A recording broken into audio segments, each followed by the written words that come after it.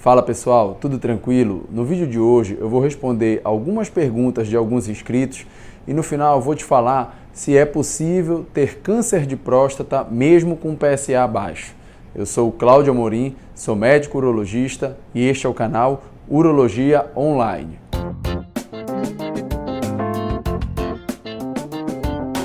Bom pessoal, antes de começar eu gostaria de pedir que você se inscrevesse no canal, deixasse um like e compartilhasse esse conteúdo com quem você acha que possa se beneficiar dessa informação, certo? Então vamos lá. Bom, hoje eu vou começar um quadro novo aqui no canal, onde eu vou responder algumas perguntas de alguns inscritos. E para dar sequência aí no tema de próstata que eu vim abordando nos últimos vídeos, eu escolhi perguntas somente sobre próstata, doenças da próstata, para responder aqui para vocês hoje. Eu espero sanar a dúvida da maior parte dos inscritos aí que acompanham nossos vídeos, certo? Então vamos lá. A primeira pergunta é do Eliosmar. Ele escreveu assim: boa noite, doutor. Minha próstata pesa 200 gramas. Qual cirurgia você recomenda? Bom, Eliosmar, hoje a gente tem diversas possibilidades para tratar a hiperplasia prostática benigna, que é o aumento da próstata.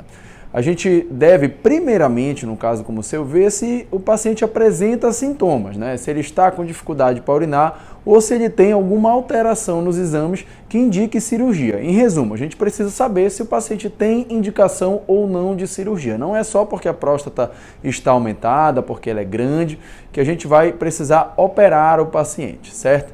Então, diante disso, de um paciente que tem indicação de cirurgia, o que a gente vai fazer?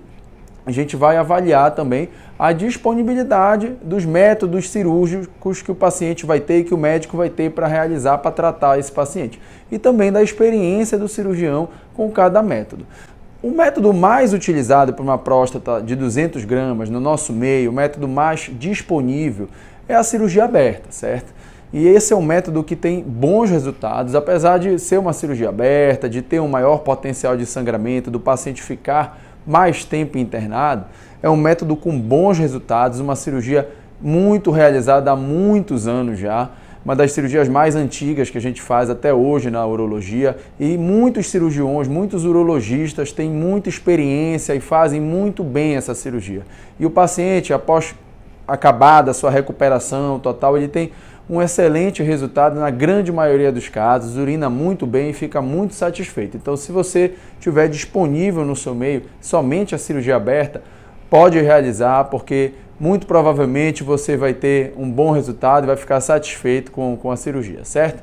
Além da cirurgia aberta, em centros maiores, em cidades maiores, né, a gente tem disponível a cirurgia robótica, que felizmente nós temos disponível aqui na nossa cidade, no nosso serviço, que é uma cirurgia também muito boa para tratar o aumento da próstata, tratar essas próstatas bem aumentadas, que estão causando dificuldade para urinar no paciente. A cirurgia robótica para esses casos vai fazer um procedimento semelhante ao da cirurgia aberta, porém de maneira minimamente invasiva, com pequenos furos no abdômen do paciente. Então, esse paciente vai ter uma recuperação muito mais rápida, vai embora mais rápido para casa, tem um potencial de sangramento, um risco de sangramento menor e vai voltar às suas atividades, vai retirar a sonda e voltar às suas atividades de maneira mais rápida do que a cirurgia aberta, certo? Além da cirurgia aberta e da cirurgia robótica, nós podemos fazer a cirurgia videolaparoscópica, dependendo da disponibilidade desse método, né, e da experiência do seu cirurgião com esse método.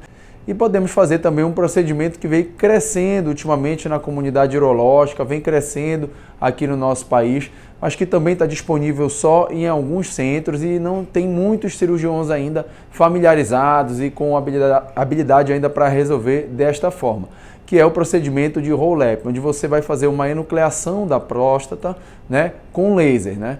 Então, esse procedimento você pode também utilizar para próstatas grandes, é um procedimento bom também, só que ainda precisa ganhar mais espaço no nosso país, ainda está restrito a grandes centros.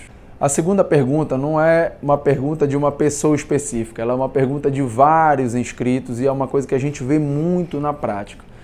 Muitos pacientes chegam assustados no consultório porque tem uma relação de PSA livre total alta. Gente, o que a gente tem que olhar primeiro é o valor do PSA total, o PSA total que a gente deve ver, se está alterado ou não, certo?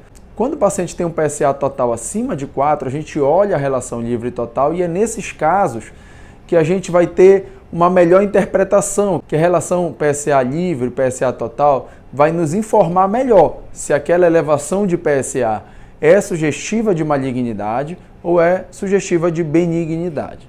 E quanto maior for essa relação PSA livre, PSA total, melhor. Geralmente, se ela for acima de 20%, isso é bom para o paciente. Isso dá a entender que ele pode ter um aumento do PSA secundário a alguma alteração benigna da próstata, seja por um aumento da próstata ou seja por um processo inflamatório infeccioso. Então, para sedimentar bem o conceito, primeiro nós vamos olhar o PSA total. Se ele estiver alterado, a gente vai olhar a relação PSA livre total, certo? A terceira pergunta é a pergunta do Bezerra.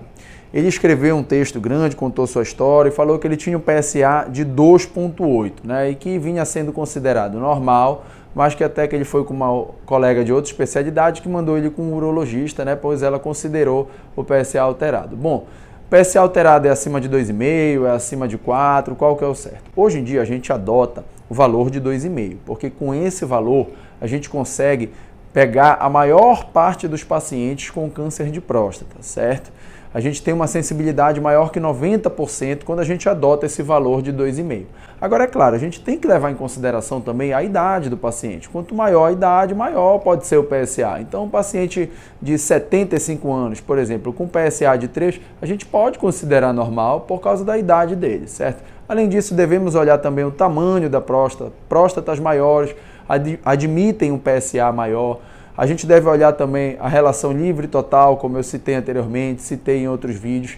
Essa relação livre total, quanto maior, mais vai falar a favor de benignidade. Então não é só olhar o valor do PSA e dizer se o paciente tem câncer ou não, certo? Então, se a gente for pegar o pé da letra, não existem valores de PSA que vão isentar a chance do paciente ter um câncer de próstata.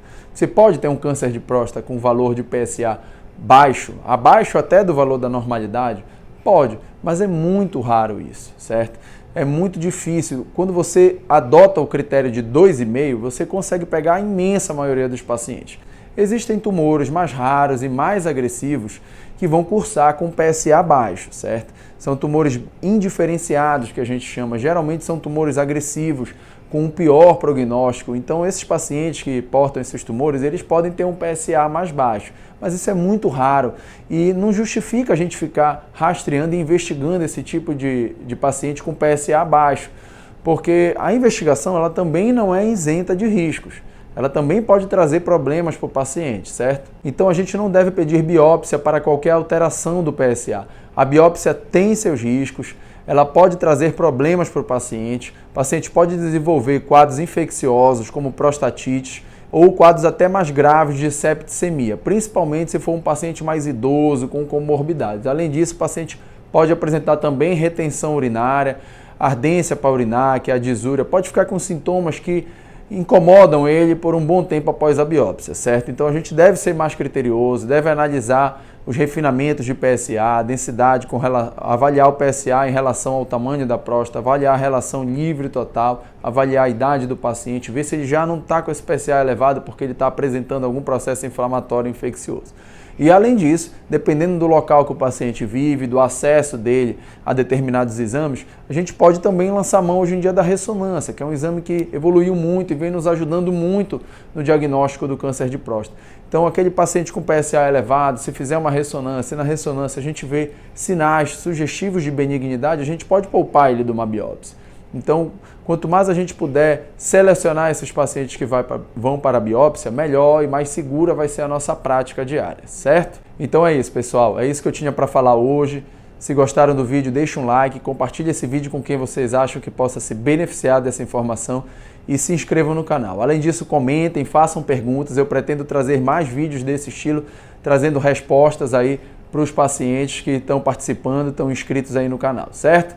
Um grande abraço e até a próxima.